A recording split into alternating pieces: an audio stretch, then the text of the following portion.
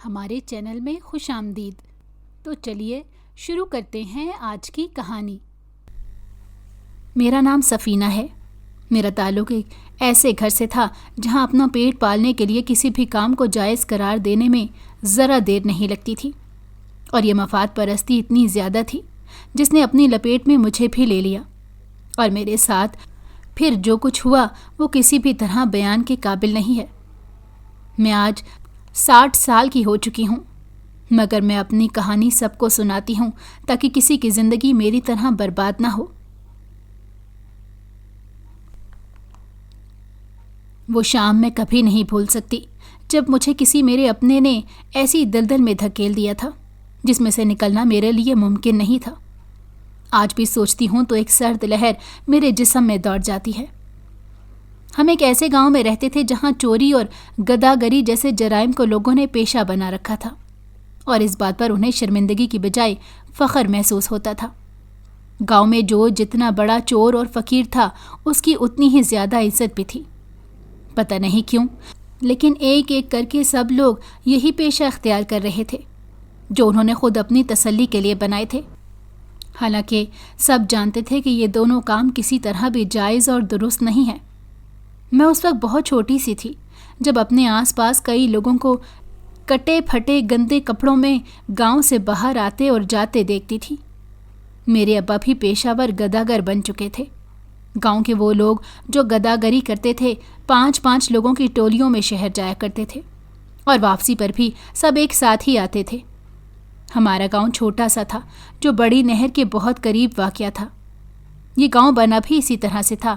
جیسے جیسے میں بڑی ہوتی گئی اور مجھے بہت ساری باتوں کی سمجھ آنے لگی، اب مجھے معلوم ہوا تھا کہ آس پاس کے گاؤں اور قصبوں میں سے جو لوگ کمانے کی خاطر شہروں کا رخ کرتے تھے یا اپنے اپنے آبائی علاقوں میں کام ڈھونڈتے تھے، مگر ان کو اپنے مطلب کا کام اور نوکریاں نہیں ملتی تھی، تو انہوں نے چھوٹی موٹی چوری کر کے اپنا پیٹ پالنا شروع کر دیا۔ وہی لوگ نہر کے پاس والے علاقے میں رہنے لگ گئے۔ پہلے لوگوں نے اس علاقے میں جھونپڑیاں بنا کر رہنا شروع کیا تھا۔ اس کے بعد جیسے جیسے آبادی بڑھتی گئی، سب نے اپنے اپنے کچے پکے مکان تعمیر کر لیے تھے۔ سنا تھا کہ اس جگہ پر پہلے کبھی نہر کی بجائے دریا ہوا کرتا تھا جو خشک ہونے کے بعد ختم ہو گیا، تو آبپاشی کے لیے وہاں سے نہر نکالی گئی۔ اب اسی جگہ پر لوگوں نے چھوٹا سا گاؤں بنا دیا تھا۔ گاؤں کے رسم و رواج، قانون اور قائد سب کچھ وہاں کے رہائشیوں کی مرضی کے مطابق ہی بنائے گئے تھے۔ گاؤں کے سرپنچ بھی جو ڈاکو اور لٹیرے ہی تھے۔ کسی کے گھر میں اگر کوئی بچہ پیدا ہوتا تو بچپن سے ہی اس کے مستقبل کا فیصلہ کر دیا جاتا تھا۔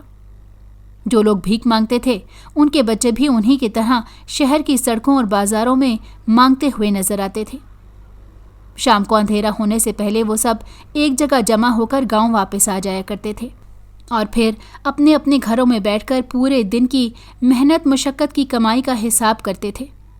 جس کے پاس جتنا پیسہ تھا اس کے گھر میں اتنی ہی آسائشات اور سہولیات تھی، لیکن ہمارے گھر کے حالات بہت خراب تھے۔ ابا اکیلے کمانے والے تھے کیونکہ دوسرے بچے کی پیدائش کے بعد سے اماں بیمار رہتی تھی، تو وہ کام پر نہیں جا سکتی تھی۔ اماں چل پھر بھی نہیں سکتی تھی، اور میں ابا کے ساتھ کام پر جانا نہیں چاہتی تھی۔ پتہ نہیں کیوں، لیکن مجھے لوگوں سے بھیک مانگنے میں شرم محسوس ہوتی تھی۔ ابا تو مجھے 1-2 مرتبہ زبردستی اپنے ساتھ شہر لے گئے تھے، جہاں میں باقی 2-4 بچوں کے ساتھ بھیک مانگنے کی کوشش کرتی رہی، مگر چند سکوں کے علاوہ مجھے کچھ بھی نہیں ملا تھا، کیونکہ میں صرف اس وقت اپنا ہاتھ لوگوں کے سامنے پھیلاتی تھی جب ابا میرے آس پاس ہوتا تھا۔ اماں اچھی طرح جانتی تھی کہ میں بھیک مانگنے کے لیے بالکل بھی راضی نہیں ہوئی، اس وجہ سے وہ مجھے گھر ہی چھوڑ کر جایا کرتی تھی۔ دراصل میں اپنے اماں ابا کی بڑی اولاد تھی۔ جب میں 6 سال کی ہو گئی تو اماں نے ایک اور بچے کو جنم دیا، مگر وہ پیدا ہونے کے کچھ دیر بعد ہی فوت ہو گیا تھا۔ اماں کی طبیعت پہلے سے ہی خراب رہتی تھی، لیکن چونکہ بچے کی پیدائش گھر میں ہی ہوئی تھی، اسی وجہ سے زچگی کے ٹائم اماں کی طبیعت بہت بگڑ رہی تھی، مگر کوئی بھی اسے ہسپتال لے جانے کو تیار نہیں تھا۔ پتہ نہیں میری اماں کے ساتھ کیا مسئلہ ہوا تھا کہ اس کے بعد ان کی طبیعت ٹھیک ہوئی ہی نہیں تھی۔ ایسے ہی 1 سال گزر گیا تھا۔ اب تو اماں تھوڑا سا ہی چلنے پھرنے کے قابل تھی، اور نہ ہی اس سے کام کیا جاتا تھا، اور نہ ہی وہ زیادہ دیر چل پھر سکتی تھی۔ پھر اماں کی حالت دیکھتے ہوئے ابا نے شہر کے سرکاری اسپتال میں اماں کا چیک اپ کروایا۔ ڈاکٹرنی نے الٹرا ساؤنڈ کیا تو پتہ چلا کہ اماں کے پیٹ میں 3 رسولیاں تھیں، جن کی وجہ سے اماں کی آنتوں میں زخم ہو چکے تھے۔ کیونکہ علاج نہیں ہوا تھا اور ان زخموں کی وجہ سے ہی اماں نہ تو سیدھی ہو کر چل پاتی تھی اور نہ ہی کوئی کام کرنے کے قابل رہی تھی۔ ڈاکٹر نے کچھ دوائیں لکھ کر دیں اور آپریشن کروانے کے لیے کہا۔ ابا نے اسی وقت اماں کو اسپتال میں داخل کروا دیا، کیونکہ وہ دوائیاں لینے کے قابل نہیں تھا۔ اماں کا آپریشن ہوا، لیکن اس کے باوجود اماں ٹھیک نہیں ہوئی اور آپریشن کے 2 مہینے بعد ہی اماں کا انتقال ہو گیا۔ اماں کے انتقال کے بعد تو سب کچھ جیسے ختم ہو گیا تھا۔ پھر ابا نے دوسری شادی کر لی۔ میری دوسری ماں بھی ہمارے گاؤں کی ہی رہنے والی تھی۔ وہ بھی ابا کی طرح گداگری کے پیشے سے وابستہ تھی، بلکہ موقع ملتا تو وہ چھوٹی موٹی چوری کرنے سے بھی باز نہیں آتی تھی۔ اماں کے جانے کے بعد ابا مجھے بھی اپنے ساتھ کام پر لے جاتے تھے۔ میں روتی اور منع کرتی تو مجھے مارنے لگ جاتے تھے۔ اسی طرح کچھ وقت گزر گیا اور میں پورے 10 سال کی ہو گئی۔ میری زندگی کسی جہنم سے کم نہیں تھی۔ ماں تو سوتیلی تھی، لیکن باپ بھی سگا نہیں لگتا تھا۔ اور پھر انتہا تو اس وقت ہوئی جب ابا نے پیسوں کے عوض مجھے بیچ دیا۔ جس کے ساتھ میرا سودا طے کیا تھا وہ آدمی مجھے لے کر ایک ایسی جگہ پہنچ گیا جہاں مجھ جیسی لڑکیوں کی روز بولی لگتی تھی۔ یہ ایک بڑے شہر کا بازار حسن تھا، جس کے کوٹھے پر مجھے پہنچایا گیا تھا۔ وہاں پہنچنے کے دوسرے دن ہی مجھے صاف ستھرا اور خوبصورت لباس پہنا کر ایک میڈم کے سامنے پیش کیا گیا، جس نے میرے سر سے لے کر پیروں تک مجھے اچھی طرح دیکھا اور پھر اپنے ساتھ لے گئی۔ اب میں جس جگہ پر پہنچی تھی وہ پہلے والی جگہ سے بھی بہت بڑا اور بارونق علاقہ تھا۔ میں تو اس وقت بچی تھی، مجھے کچھ معلوم نہیں تھا کہ میرے ساتھ کیا ہونے والا ہے۔ میں صرف اتنا جانتی تھی کہ وہاں بن سنور کر لڑکیاں گاتی اور ناچتی تھیں، اور بھی ہر طرح کا کام وہاں پر کیا جاتا تھا۔ مجھے وہاں لے جانے کے 2-4 دن بعد ہی ناچنے اور گانے کی مشق شروع کروائی گئی۔ مجھ جیسی کچھ اور لڑکیاں بھی وہاں تھیں جو میرے ساتھ یہ سب کچھ سیکھ رہی تھیں۔ جب مجھے وہاں پر یہ سب کچھ سیکھتے ہوئے 2 ہفتے گزر گئے تو گرو جی نے میڈم کے سامنے میری بہت تعریف کی اور کہا کہ اس بچی میں بڑا ٹیلنٹ ہے، یہ تمہارے کوٹھے کی سب سے مشہور رقاصہ اور نائکا بنے گی۔ بس اس کے بعد تو میڈم میرا خاص خیال رکھنے لگی۔ مجھے وہاں کھانے کو بھی اچھا ملتا تھا اور پہننے کو بھی۔ میں خوش تھی کیونکہ میری جان ابا اور سوتیلی ماں سے چھوٹ گئی تھی، اور یہاں آ کر تو نہ مجھے کسی سے بھیک مانگنی پڑتی تھی اور نہ ہی مجھے چوری کرنے کے لیے کہا جاتا تھا۔ یہاں کی حقیقت سے میں بالکل انجان تھی۔ وقت گزرتا گیا اور میں 16 سال کی ہو گئی۔ مجھے 10 سال کی عمر سے جو ٹریننگ دی جا رہی تھی، میں اب ناچنے گانے میں ماہر ہو چکی تھی۔ کوٹھے پر رہتے ہوئے وہاں کے ماحول میں سانس لیتے ہوئے بھی مجھے اپنا بچپن اور ماں باپ نہیں بھولے تھے۔ ابا سے تو مجھے نفرت ہو چکی تھی، جس نے میرا سودا کیا تھا، مگر جب بھی اماں کی یاد آتی تو میں بہت روتی تھی۔ جوان ہونے تک میں اچھی طرح سمجھ چکی تھی کہ اس جگہ پر کیا ہوتا ہے اور مجھے کیا کچھ کرنا پڑے گا، لیکن میں مجبور تھی۔ نہ تو یہاں سے نکلنے کا میرے پاس کوئی راستہ تھا اور نہ ہی ذریعہ، اس لیے اب میں نے میڈم کے اشاروں پر چلنا شروع کر دیا۔ میں کسی زندہ لاش کی طرح وہاں رہ رہی تھی، اور مجھے گانے کا کہتی تو میں گانا گا لیتی، ناچنے کا کہتی تو طبلے کی تھاپ پر میرے پاؤں خود بخود حرکت کرنے لگتے تھے۔ اس کے علاوہ بھی میں نے نہ جانے کیا کچھ وہاں پر رہتے ہوئے کیا تھا۔ میرے دامن پر اتنے داغ لگ چکے تھے جو شاید ہی کبھی دھل سکتے ہوں۔ ان سارے حالات اور واقعات نے مجھے اندر سے مار دیا تھا۔ میں بے حد خوبصورت تھی، شکل و صورت، رنگ روپ اور قد کاٹ، ہر طرح سے میں ایک نایاب ہیرا تھی، اور یہ میڈم کے الفاظ تھے۔ لیکن کوئی یہ نہیں جانتا تھا کہ میرا خوبصورت وجود صرف ایک دکھاوا ہے، ورنہ اندر سے میں مٹی ہو چکی تھی۔ مجھے کچھ بھی اچھا نہیں لگتا تھا۔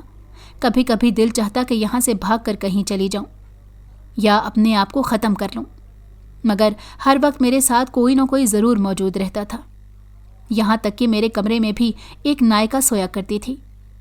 پتہ نہیں میڈم کو مجھ پر یقین نہیں تھا یا اسے میرے دل کی کیفیت کا اندازہ تھا، اس وجہ سے وہ لوگ کبھی مجھے اکیلا نہیں چھوڑتے تھے۔ میں قیمتی لباس پہنتی اور پیسوں میں کھیلتی تھی۔ میرے ایک مجرے پر لاکھوں روپے جمع ہو جاتے تھے۔ مگر مجھے اس زندگی سے اور اس روپے پیسے سے کوئی دلچسپی نہیں تھی۔ میڈم مجھے کسی نہ کسی کے ساتھ بڑے بڑے مالز میں شاپنگ کے لیے بھیجا کرتی تھی، مگر میرا دل ہی نہیں لگتا تھا، نہ دل کسی چیز پر آتا تھا۔ میں سمجھ نہیں پاتی تھی کہ میں کیوں زندہ ہوں، ایسی زندگی سے تو مر جانا بہتر تھا۔ پھر میری زندگی میں وہ آیا جس نے سب کچھ بدل کر رکھ دیا۔ اس کا نام خاور تھا۔ وہ کون تھا اور کہاں سے آیا تھا مجھے کچھ معلوم نہیں تھا۔ میں تو بس یہ جانتی تھی کہ کوٹھے پر اب تک جو میں نے 8 سال گزارے تھے، اس دوران صرف اور صرف ایک وہی شخص ایسا دیکھا تھا جس کی آنکھوں میں مجھے اپنے لیے ہوس نظر نہیں آتی تھی، بلکہ کوئی اور ہی جذبے اس کی آنکھوں میں روشن تھے، جن کا ادراک مجھے ضرور تھا، لیکن میں چاہتے ہوئے بھی ان پر یقین نہیں کر پاتی تھی۔ وہ جب پہلی بار آیا تھا تو مجھے بھی وہ پہلی نظر میں اچھا لگا۔ اس کے بعد وہ ہر ہفتے آنے لگ گیا اور پھر اس نے روزانہ آنا شروع کر دیا۔ بہت پیسے والا تھا، میری سوچ سے کہیں زیادہ امیر بندہ تھا۔ جب وہ روز آنے لگ گیا تو اس نے میڈم کو پتہ نہیں کتنا پیسہ کھلا کھلا کر اس بات پر منا لیا تھا کہ اب میں اس کے علاوہ نہ تو کسی اور کے سامنے جاؤں گی اور نہ ہی رقص پیش کروں گی۔ وہ روزانہ میرا مجرا دیکھتا اور پھر ایک بند کمرے میں میرے ساتھ قید ہو جاتا، مگر وہ ساری رات مجھے دیکھنے اور باتیں کرنے میں گزار دیتا تھا یا چپ چاپ بیٹھا رہتا۔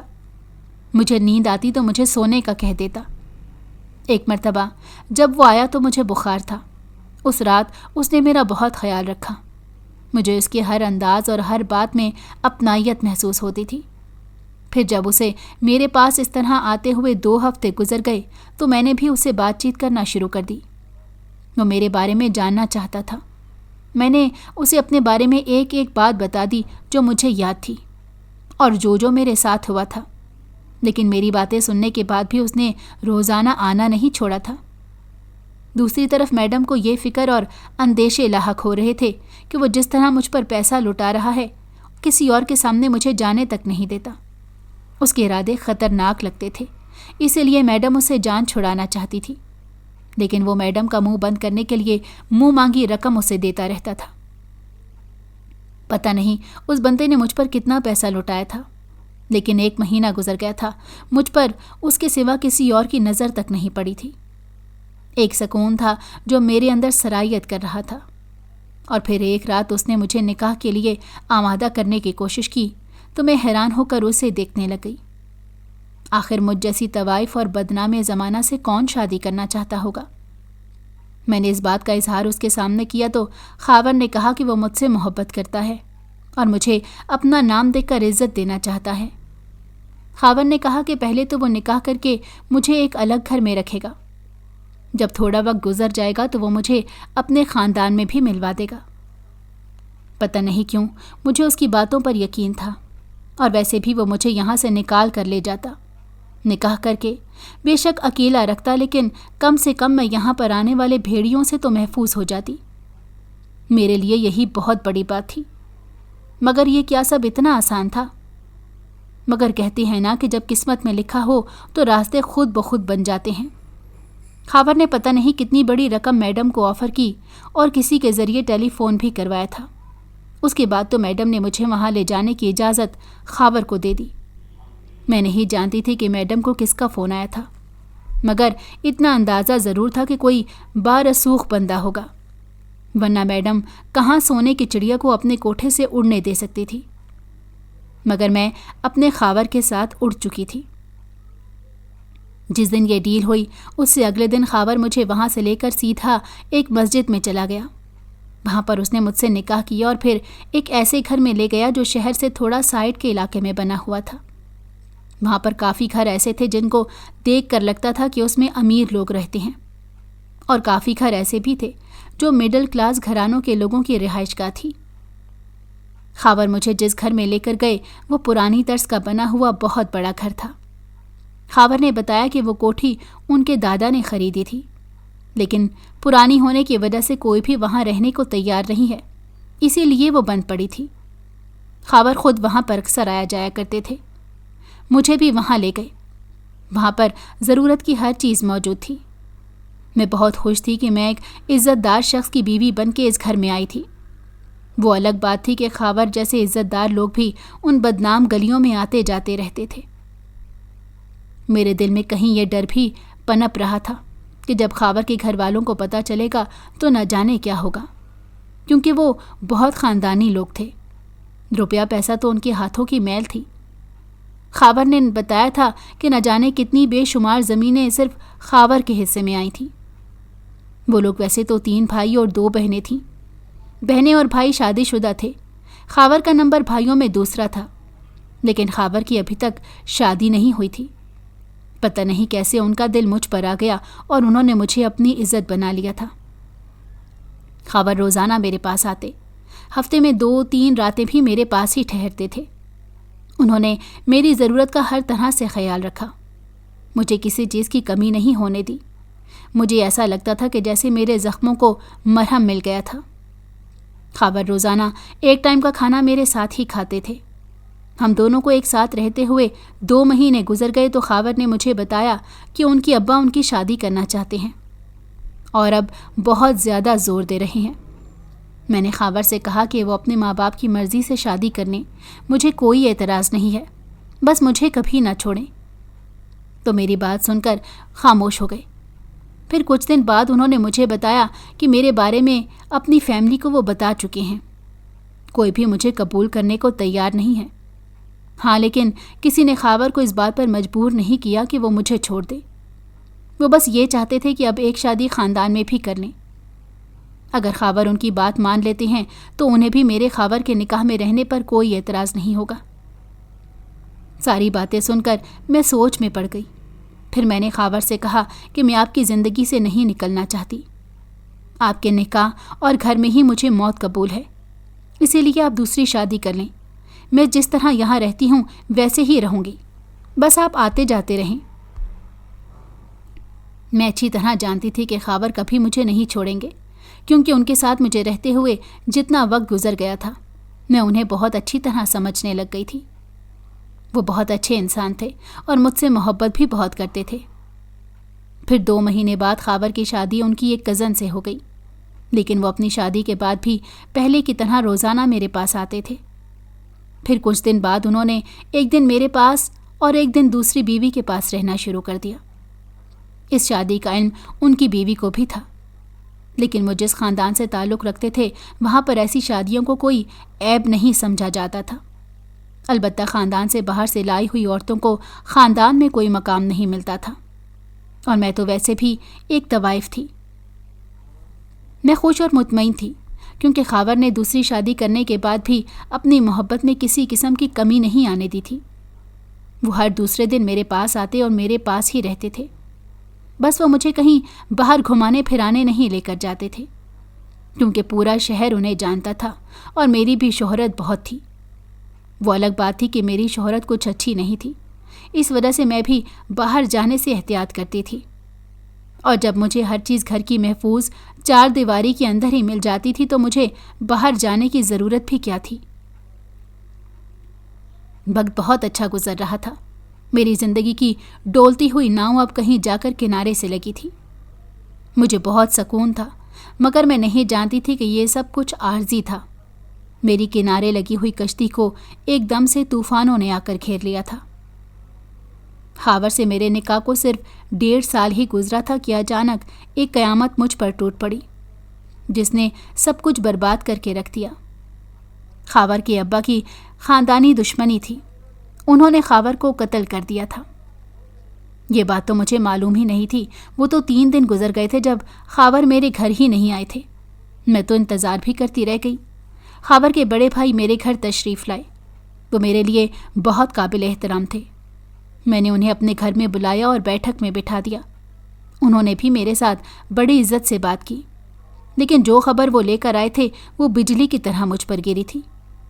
یہ بتاتے ہوئے ان کی آنکھیں اور سر جھکا ہوا تھا کہ خاور اب اس دنیا میں نہیں رہے۔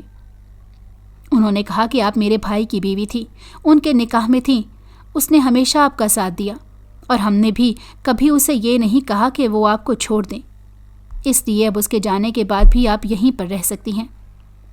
عدت پوری ہونے کے بعد آپ چاہیں تو دوسرا نکاح بھی کر سکتی ہیں، اور اگر میرے بھائی کی بیوہ بن کر ساری زندگی گزارنا چاہیں تب بھی میں آپ کے ساتھ کھڑا ہوں۔ آپ کو ہر مہینے ایک ملازم کے ہاتھ گھر کا خرچہ اور ضرورت کی ہر چیز بھجوا دیا کروں گا۔ میرا یہاں آنا جانا مناسب نہیں رہے گا، اس لیے میں دوبارہ یہاں نہیں آؤں گا۔ اور یہ بات میرے ابا بھی جانتے ہیں۔ خاور کی دوسری بیوی عدت کے بعد واپس اپنی میکے چلی جائے گی، کیونکہ وہ بھی جوان ہے اور ہم نہیں چاہتے کہ وہ بیوگی کا چولا پہن کر اپنی ساری زندگی گزار دے۔ یہ سب کہہ کر وہ اٹھے اور اللہ حافظ کہتے ہوئے وہاں سے چلے گئے۔ کتنی دیر تک تو نہ مجھ سے کچھ بولا گیا اور نہ ہی میں اپنی جگہ سے اٹھ سکی۔ میرے آنسو ہی نہیں رک رہے تھے۔ مجھے سمجھ نہیں آ رہا تھا کہ میری ہستی بستی زندگی کیسے اجڑ گئی تھی۔ اب میرا کیا ہوگا؟ میں کہاں جاؤں گی اور کیا کروں گی؟ میں نے بڑی مشکل سے اٹھ کر دروازہ بند کیا اور پھر جا کر اپنے بیڈ پر لیٹ گئی۔ پتہ نہیں کتنی دیر میں وہیں لیٹی روتی رہی اور ایسے ہی میری آنکھ لگ گئی۔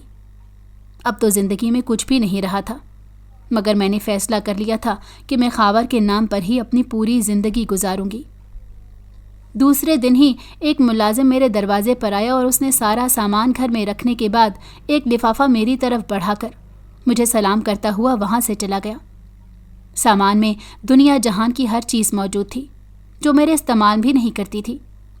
میرے لیے اتنا کچھ میرے جیٹ نے بھجوا دیا تھا، اور لفافہ کھول کر دیکھا تو اس میں بھی 2 لاکھ روپے تھی۔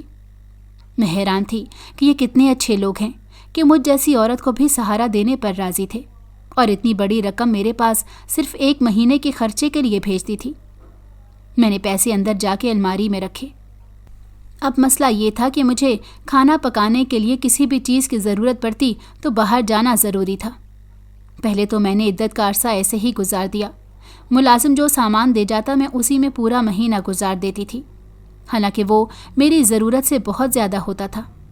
پھر اس کے بعد میں کسی نہ کسی کام یا سبزی وغیرہ کے لیے گھر سے باہر نکلنے لگ گئی۔ محلہ اچھا تھا، سبزی کی دکان پر عورتوں سے میری سلام دعا بھی ہونے لگی۔ انہیں پتہ چلا کہ میں بیوہ ہو گئی ہوں تو انہوں نے مجھ سے افسوس کا اظہار بھی کیا۔ سب لوگ جانتے تھے کہ میں ملک خاور کی بیوہ ہوں، اسی لیے کسی کی ہمت نہیں تھی کہ وہ مجھے کچھ کہہ سکیں۔ میں سارا دن اتنی بڑی حویلی میں اکیلی رہتی تھی، میرا دل نہیں لگتا تھا اور وقت بھی نہیں گزرتا تھا۔ میں نے محلے کے بچوں کو قرآن کی تعلیم دینا شروع کر دی۔ صبح اور شام 2 مرتبہ بچے میرے گھر آتے تھے، میں انہیں مفت قرآن پڑھاتی تھی۔ اس طرح ان کی ماؤں کا آنا جانا بھی لگا رہتا تھا۔ کچھ ایسی عورتیں جو قرآن نہیں پڑھی ہوئی تھی، انہوں نے بھی مجھ سے تعلیم لینا شروع کر دی۔ مجھے دلی سکون ملتا تھا۔ مجھے ایسا لگتا تھا کہ میری زندگی میں بس یہی ایک کام اچھا ہے جو میں کر رہی ہوں، شاید یہی میری بخشش کا ذریعہ بن جائے، کیونکہ قرآن کی تعلیم تو میں نے کوٹھے پر رہتے ہوئے میڈم سے حاصل کرنا شروع کر دی تھی، اور پھر جب خاور مجھے نکاح کر کے یہاں لے آئے تھے تو میں ان کے mobile phone per on line class بھی لیتی رہی تھی۔ اسی لیے یہ سب مجھے بالکل بھی مشکل نہیں لگا، لیکن میں اس کے علاوہ بھی کچھ کرنا چاہتی تھی تاکہ اپنا بوجھ میں خود اٹھا سکوں۔ اس سلسلے میں نے محلے کی 2-3 عورتوں سے بات بھی کی تھی۔ میرا ارادہ تھا کہ میں اپنے گھر میں ہی 2 کمرے سلائی سینٹر کے لیے مخصوص کر دوں گی، جہاں پر فیمیل سٹاف رکھ کر میں بچیوں کے لیے کلاسز کا اہتمام کروں گی۔ سوچتی تو میں اور بھی بہت کچھ تھی۔ میں نے محلے کی عورتوں سے اس بارے میں بات کی تو انہوں نے میری بہت حوصلہ افزائی کی، مگر ان کا کہنا تھا کہ شروع میں فیس کم رکھی جائے تاکہ زیادہ سے زیادہ بچیاں سلائی کورس کے لیے داخلہ لے سکیں۔ میں نے ان سے کہا کہ میں جلد ہی اپنے ادارے کی تکمیل کے لیے پوری کوشش کروں گی۔ میرے پاس پیسوں کی تو کمی نہیں تھی، اسی لیے یہ سب مشکل بھی نہیں تھا۔ بس میں کچھ ایسے لوگوں کو اپنے ساتھ ملانا چاہتی تھی جو نیک نیتی کے ساتھ یہ کام کریں۔ لیکن اس سے پہلے کہ میں اپنے ارادوں میں کامیاب ہوتی تو میرے ساتھ کچھ ایسا ہو گیا جو میں نے سوچا تک نہیں تھا۔ میں خاموشی سے اپنے کام سے کام رکھتے ہوئے گھر سے باہر جاتی اور اپنا کام نپٹا کر واپس آ جاتی تھی۔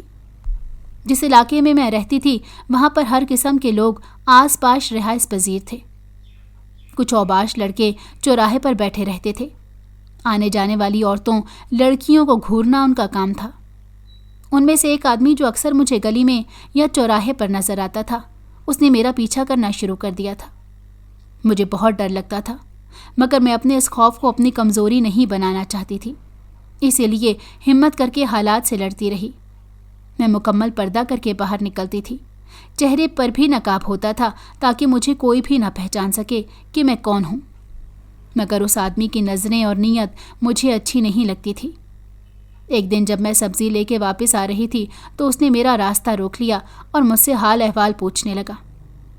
میں اسے نظر انداز کرتی ہوئی ایک طرف سے نکل گئی. پھر ہر دوسرے دن اس نے یہی کرنا شروع کر دیا. کبھی کبھی مجھے بہت ڈر لگتا تھا کیونکہ مجھے ایسا لگتا تھا جیسے اسے میں نے پہلے بھی کہیں دیکھا ہے، مگر یاد نہیں آتا تھا کہ میں اس سے کہاں مل چکی ہوں. پھر ایک دن ایسے ہوا کہ میں سبزی لے کر گھر واپس آ رہی تھی کہ اس نے میرا راستہ روکا اور مجھ سے بدتمیزی کرنے لگا. اس نے کہا کہ میں تمہیں پہچان چکا ہوں، تم ایک طوائف ہو. اگر تم نہیں چاہتی کہ تمہارا سچ یہاں محلے میں سب کے سامنے آئے تو آج رات کو میں تمہارے پاس آؤں گا، چپ چاپ دروازہ کھول دینا. یہ سن کر میرے قدموں کے نیچے سے زمین نکل گئی، کیونکہ جو زندگی میں گزار کر آئی تھی وہ اپنی مرضی سے نہیں گزاری تھی. وقت اور حالات نے مجھے جو بنا دیا تھا وہ میں اپنی مرضی سے نہیں بنی تھی، اور اب تو مجھے وہ سب کچھ چھوڑے ہوئے بھی 2 سال ہونے والے تھے. میں ایک عزت دار انسان کی بیوہ تھی. میں سوچ بھی نہیں سکتی تھی کہ کسی آوارہ بدماش کو رات کے وقت اپنے گھر بلا کر اپنی عزت کا جنازہ نکالوں. میں چپ چاپ ڈری سہمی ہوئی گھر آ گئی. مجھے کسی بھی طرح سکون نہیں آ رہا تھا. ایسے ہی رات ہو گئی. میرا دل بہت ڈر رہا تھا. میں اپنے کمرے میں جا کر دروازہ بند کر کے لیٹ گئی، مگر آدھی رات کو باہر کا دروازہ بجنے لگ گیا تو میرا دل پتے کی طرح کانپنے لگا. میں سمجھ گئی تھی کہ وہ آدمی اپنے ارادوں کی تکمیل کے لیے میرے دروازے تک پہنچ گیا ہے. میں نے اٹھ کر دروازہ کھولا ہی نہیں، نہ ہی اپنے کمرے سے باہر نکلی. لیکن میں اس وقت یہ نہیں جانتی تھی کہ اگلے دن کیا تماشا لگنے والا ہے. جو ہونے والا تھا اس کا تو میں نے وہم و گمان میں بھی نہیں سوچا تھا. دوسرے دن ابھی میں ناشتے سے فارغ ہی ہوئی تھی کہ میرے گھر کا دروازہ زور زور سے بجنے لگ گیا اور کچھ لوگوں کی آوازیں بھی باہر سے آ رہی تھی. میں نے چادر اوڑھ کر نقاب کرنے کے بعد دروازہ کھولا تو محلے کی کچھ اور عورتیں سامنے کھڑی تھیں. ان کے پیچھے کچھ مرد بھی تھے. میں حیران ہو گئی. وہ عورتیں مجھے دھکا دیتی ہوئی اندر داخل ہوئیں اور ساتھ ہی مرد بھی اندر آ گئے. ان میں وہ آدمی بھی شامل تھا جس نے مجھے گزشتہ رات دھمکی دی تھی. سب کے اندر آنے کے بعد اس نے کہا کہ یہ بدنام بازار کی ایک مشہور طوائف ہے اور میں خود اس کے مجرے بھی دیکھ چکا ہوں اور اس کے ساتھ وقت بھی گزار چکا ہوں. اور اب دیکھو یہ کیسی شریف زادی بن کے شریفوں کے محلے میں رہ رہی ہے. یہاں عزت دار لوگوں کی بہو بیٹیاں رہتی ہیں. کیا آپ لوگ چاہتے ہیں کہ ایسی بدنام عورت ہمارے محلے میں رہ کر یہاں گندگی پھیلائے؟ سب نے اس کی ہاں میں ہاں ملائی اور میرے سامنے ہی مجھے برا بھلا کہنا شروع کر دیا. کچھ لوگ تو باقاعدہ مجھے گالیاں دے رہے تھے. میں بہت پریشان ہو گئی تھی. کچھ سمجھ ہی نہیں آ رہا تھا کہ میں کیا کروں. نہ تو میری آواز نکل رہی تھی اور نہ ہی مجھ سے کچھ کہا جا رہا تھا. میں نے صرف اتنا کہنے کی کوشش کی کہ میں ملک خاور کی بیوہ ہوں. آپ لوگ میرے ساتھ یہ سب نہیں کر سکتے اور یہ میرا اپنا گھر ہے. مگر کوئی بھی میری بات سننے کو تیار نہیں تھا. پھر میں نے مجبور ہو کر اپنے جیٹھ کو پہلی مرتبہ فون کیا. ان کو 2-3 جملوں میں ساری بات بتا دی. وہ فوراً سمجھ گئے اور آدھے گھنٹے بعد ہی وہ میرے گھر پہنچ چکے تھے جہاں سب لوگ جمع تھے. ان کے پہنچنے کے بعد تو سب کی بولتی بند ہو گئی. انہوں نے سب کے سامنے میرے سر پر ہاتھ رکھا اور کہا کہ یہ ہمارے گھر کی بہو ہے، ہماری عزت ہے. اگر کسی نے بھی ایک لفظ کہنے کی کوشش کی یا یہاں سے گئے نہیں تو میں ابھی سب کو گرفتار کروا دوں گا. پھر تو کسی کی ہمت ہی نہیں تھی کہ کوئی ایک لفظ بھی کہتا. سب خاموشی سے بلکہ معافیاں مانگتے ہوئے وہاں سے چلے گئے. میں بہت رو رہی تھی. میرے جیٹھ میرے پاس کھڑے تھے. اچانک میری نظروں کے سامنے اندھیرا چھا گیا اور میں چکرا کر گر گئی. میں بے ہوش ہو چکی تھی اور جب مجھے ہوش آیا تو میں ایک اسپتال میں تھی جہاں پر ایک عورت میرے پاس بیٹھی ہوئی تھی. اس کے حلیے سے لگ رہا تھا کہ وہ کسی بڑے گھر کی عورت ہے. میں نے اٹھ کر بیٹھنے کی کوشش کی تو اس نے فوراً اشارے سے مجھے روک دیا اور میری طبیعت کے بارے میں پوچھنے لگی. تھوڑی دیر بعد جب میرے جیٹھ کمرے میں آئی تو میں سمجھ گئی کہ بے ہوش ہونے کے بعد وہی مجھے اسپتال لے کر آئے تھے. وہ عورت میری جیٹھانی تھی جو اپنے شوہر کے بلانے پر ہی ہسپتال پہنچی تھی. اس نے مجھے بتایا کہ میں 4 مہینے کی حاملہ تھی. اسی وجہ سے میری طبیعت زیادہ خراب ہو گئی. یہ سن کر مجھے خوشی بھی ہو رہی تھی اور رونا بھی آ رہا تھا. کاش خاور اس دنیا میں ہوتے تو کتنے خوش ہوتے، اور اب وہ نہیں ہیں تو پتہ نہیں اس بچے کا کیا ہوگا۔ کیا وہ بھی میری طرح ایک بے نام زندگی گزار دے گا؟ میں یہی سب سوچ رہی تھی کہ میرے جیٹھ نے کہا کہ میں اپنے بابا سائیں اور اماں کو ساری بات بتا چکا ہوں۔ وہ بھی بہت خوش ہیں کہ ہمارے خاور کا وارث دنیا میں آنے والا ہے۔ بابا سائیں نے حکم دیا ہے کہ ہسپتال سے سیدھا ہم آپ کو حویلی میں لے کر چلیں، اب وہیں آپ ہمارے ساتھ رہیں گی۔ یہ تو سن کر مجھے اپنے کانوں پر یقین ہی نہیں آ رہا تھا۔ جو مقام مجھے خاور اپنی زندگی میں نہیں دلا سکے تھے، وہ مقام یہ بچہ مجھے دلانے والا تھا۔ پھر کچھ دیر بعد مجھے ڈاکٹر نے ڈسچارج کر دیا تو ایک بڑی سی گاڑی میں بیٹھ کر ہم حویلی پہنچ گئے۔ وہاں کے تو ٹھاٹ باٹ ہی الگ تھے۔ بابا سائیں اور اماں نے میرا استقبال کیا۔ وہ لوگ بہت خوش تھے۔ میرا دل اندر سے بہت ڈرا ہوا تھا، مگر سب نے میرے ساتھ بہت اچھا سلوک کیا۔ میں اب اس حویلی میں رہتی ہوں۔ میں نے ایک بیٹے کو جنم دیا تھا جو 5 سال کا ہو چکا ہے، اور اس حویلی کا چشم و چراغ اور سب کا نور نظر ہے۔ میں خاور کی بیوہ بن کر یہاں رہتی ہوں۔ کسی کو میری حقیقت کا نہیں پتہ سوائے میرے گھر والوں کے، اور انہوں نے کبھی بھی مجھے اس بات کا احساس نہیں ہونے دیا کہ وہ میری سچائی جانتے ہیں۔ میرے جیٹھ جیٹھانی، ایک دیور اور دیورانی اور ساس سسر کے ساتھ یہیں اس حویلی میں رہتے ہیں۔ سب میری بہت عزت کرتے ہیں، اور میں بھی گھر کے ایک اہم فرد کی طرح سب کا خیال رکھتی ہوں۔ مگر کبھی کبھی سوچتی ہوں کہ کاش مجھے یہ عزت اور مقام خاور کی زندگی میں ہی مل جاتا، اور کاش وہ مجھے چھوڑ کر کبھی نہ جاتے تو کتنا اچھا ہوتا۔ مگر میری قسمت میں یہی لکھا تھا۔ میں تو اس بات پر اپنے رب کا شکر ادا کرتے نہیں تھکتی تھی کہ اس نے میرے بچے کو ہی میرے لیے ایک بہترین وسیلہ بنا دیا، اور وہ اپنے خاندان کے ساتھ ایک اچھی زندگی گزار رہا ہے۔ اگر آپ کو ہماری کہانی پسند آئی ہو تو ہمارے چینل کو لائک کریں اور سبسکرائب کر دیں۔ بیل نوٹیفیکیشن کو بھی آن کر دیں تاکہ ہماری آنے والی ہر مزیدار کہانی آپ کو وقت پر ملتی رہے۔